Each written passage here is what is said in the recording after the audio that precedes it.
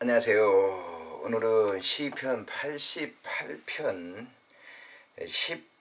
13절에 있는 말씀 이하를 묵상하도록 하겠습니다. 여호와여, 오직 내가 주께 부르짖었사오니 아침에 나의 기도가 주의 앞에 이르리이다. 여호와여, 어찌하여 내 영혼을 버리시며 어찌하여 주의 얼굴을 내게서 숨기시나이까. 내가 어릴 적부터 고난을 당하여 죽게 되었사오며 주께서 두렵게 하실 때에 당황하였나이다. 주의 진노가 내게 넘치고 주의 두려움이 나를 끄는나이다. 이런 일이 물같이 종일 나를 애우며 함께 나를 둘렀나이다. 주는 내게서 사랑하는 자와 친구를 멀리 떠나게 하시며 내가 아는 자를 흑암에 두셨나이다. 아멘. 이 시편 88편은 표제의 고라의 자손의 찬송시, 곧 에스라인 헤만의 마스길 인도자를 따라 마할란르인 놋에 맞춘 노래, 이렇게 되어 있습니다. 이것은 이제 고라 자손 가운데 이름을 밝히고 있죠. 에스라 헤만이라고 하는 사람의 교훈을 주는 그런 시다라고 하는 겁니다. 여기 보면 마할랏 있는 놋이라고 하는 이 말이 있는데요.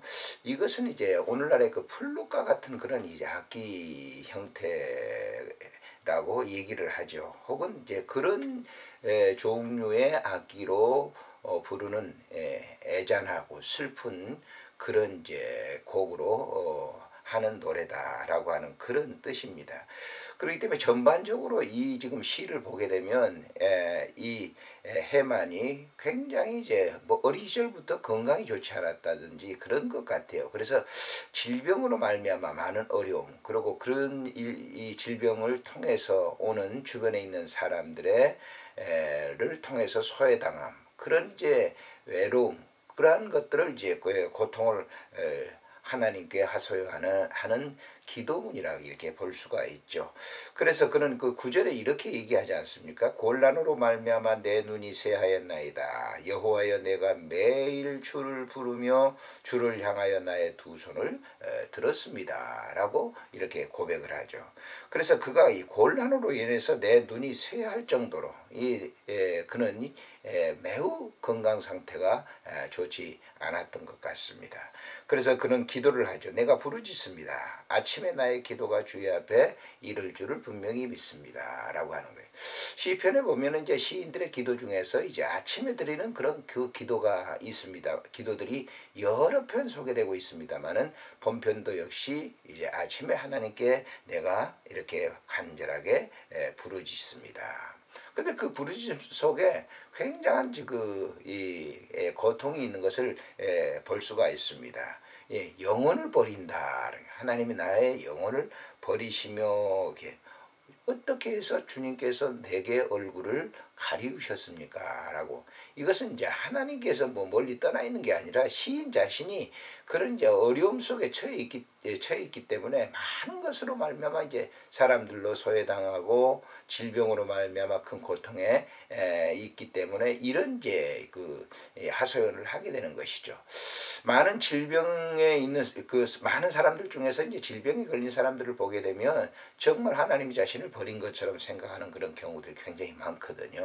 이제 그 호스피스 병동에 특별히 그렇게 보게 되면 이제 믿음이 있다고 하는 사람들도 왜 내게 이런 질병이 왔는가라고 고통의 하소연을 하는 것을 이렇게 볼 수가 있는데, 바로 이 시인도 그런 것입니다.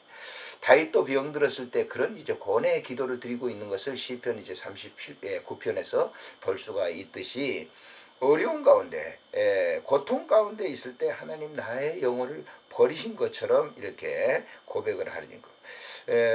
더욱이 15절에 보면 내가 어릴 적부터 고난을 당하여 죽게 되었사오며 주께서 두렵게 하실 때 당황했습니다. 라고 어릴 적부터 그랬어요.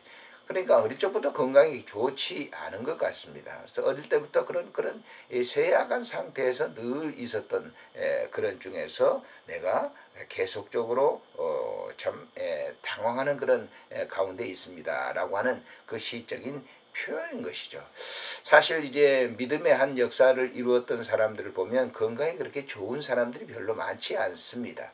우리가 이제 종교 개혁을 일으켰던 존 칼빈이라고 하는 그 사람도 뭐 걸어다니는 병원이라 할 정도로 많은 그 질병을 가지고 있었는데 그런 고뇌 속에 좋은 이제 이렇게 하나님과 관계를 맺음으로 말미암아 좋은 그 기독교 강요라고 하는 책을 썼듯이 아마 이 시인도 이런 이제 고뇌가 있었기 때문에 이 시편 88편을 읽어보면 참으로 이제 동감하는 그런 그 표현들이 굉장히 많이 있는데 고난 중에 기도하는 그러한 그 기도가 뭐 절규라기보다는 그런 속에 하나님을 기다리며 사모하는 마음이 담겨져 있다고 하는 것을 여기서 볼 수가 있는 것입니다.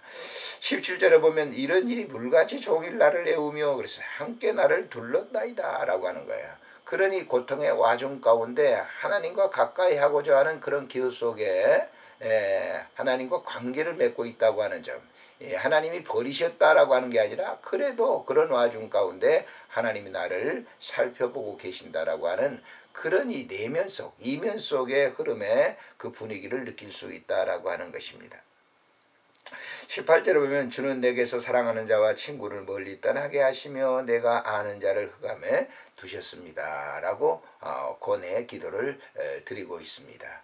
오늘 우리들이 사랑하는 여정 가운데 이 해망과 같이 뭐 건강이라든지 물질이라든지 그 인간관계 속에서 오는 여러 가지 일들 통해서 고난이 닥쳐오게 될 때 그런 이 고난의 현장 속에 하나님은 나를 버린 것이 아니라 그 현장에서 나를 묵묵히 바라보고 계신다라고 하는 점을 우리가 잊어서는 안 될 것입니다. 그 관계 속에서 있었을 때 우리가 하나님을 영화롭게 할 수 있고 하나님은 그것을 통해서 우리를 연단하시며 진정한 하나님의 자녀로서 양육하신다라고 하는 사실을 우리가 잊지 말아야 됩니다. 사실 아브라함 같은 믿음의 사람도 갈대아 우르에 불러내서 가나안 땅에서 많은 연단을 시켜서 진짜 귀한 믿음의 사람이 되게 했던 것처럼 오늘날 우리의 현실 속에서 오는 고난 속에서 진실한 하나님과의 관계를 이룰 수 있는 그런 삶이 매우 중요하다라고 하는 것이죠. 안녕히 계십시오.